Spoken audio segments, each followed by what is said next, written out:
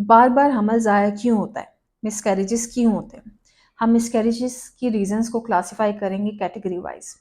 पहली कैटेगरी में अगर आप एक्सट्रीम्स ऑफ एज पे हैं, एक्सट्रीम ऑफ एज का मतलब अगर आपकी उम्र 15 से कम या 40 से ज़्यादा है तो मिसकैरेज का रेट डबल हो जाता है।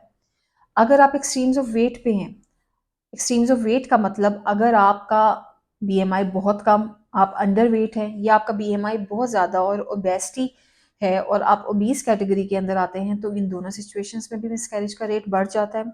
थर्ड कैटेगरी ये है कि अगर आप मैल नरिश्ड हैं, अगर आप किसी ऐसी कंडीशन से सफ़र कर रहे हैं कि प्रेगनेंसी में आप कुछ भी खा पी नहीं पाते और एक्सेसिव नोजिया और वॉमिटिंग है, इस कंडीशन को मेडिकल टर्मिनोलॉजी में हाइपर एमेसिस ग्रेविडेरम कहते हैं, जिसमें वॉमिटिंग बहुत ज़्यादा होती है और हमारी प्रेग्नेंट लेडीज़ कुछ खा पी नहीं पाती, तो उस सिचुएशन में भी मिसकैरेजेस के रेट बढ़ जाते हैं।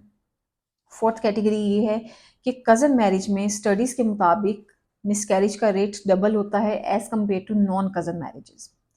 फिफ्थ कैटेगरी में अगर आप मेडिकल डिसऑर्डर्स से सफ़र कर रही हैं, लाइक अगर आपकी हाइपरटेंशन, अगर आपकी डायबिटीज़, थायराइड, थ्रोम्बोफीलिया, इन्फेक्शंस, ये सारी चीज़ें अनकंट्रोल्ड हैं, तो मिसकैरेजेस का रेट ज़्यादा है। मिसकैरेज को हम first trimester and second trimester miscarriage में क्लासीफाई करते हैं।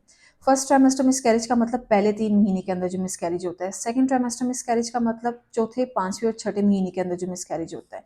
फर्स्ट ट्राइमेस्टर मिसकैरेज में ज़्यादातर वजह जो है बेबी के अंदर, बच्चे के अंदर बनावटी नुक्स की वजह से मिसकैरेज होता है। बेबी के अंदर ऐसी कॉन्जेनिटल एबनॉर्मेलिटीज पैदा हो जाती हैं कि वो बेबी सर्वाइव नहीं कर पाता। ऐसे पेशेंट्स को हम रेकमेंड करते हैं कि कंसीव करने से पहले 6 महीने कम से कम फॉलिक एसिड का रेगुलर इंटेक करें, कि अगर ये मिसकैरेज आपका फॉलिक एसिड की डेफिशिएंसी की वजह से हुआ है तो नेक्स्ट टाइम इस तरह से ना हो। सेकेंड ट्राइमेस्टर मिसकैरेज में ज़्यादातर यूट्रस और सर्विक्स की कमज़ोरी की वजह से मिसकैरेज होता है। यूट्रस और सर्विक्स इतनी कमज़ोर होती है कि वो बढ़ते हुए बच्चे की ग्रोथ को बर्दाश्त नहीं कर पाती, और बेबी बिल्कुल हेल्दी होता है, उसकी ग्रोथ हर चीज़ नॉर्मल जा रही होती है, लेकिन सर्विक्स का मुंह खुलना शुरू हो जाता है और एकदम से आपकी पेनलेस डिलीवरी हो जाती है। मतलब आप मेम्ब्रेन्स रप्चर हो जाएंगी, बच्चे की पानी की थैली फट जाती है और एकदम से आपको लेबर पेन स्टार्ट हो जाती है।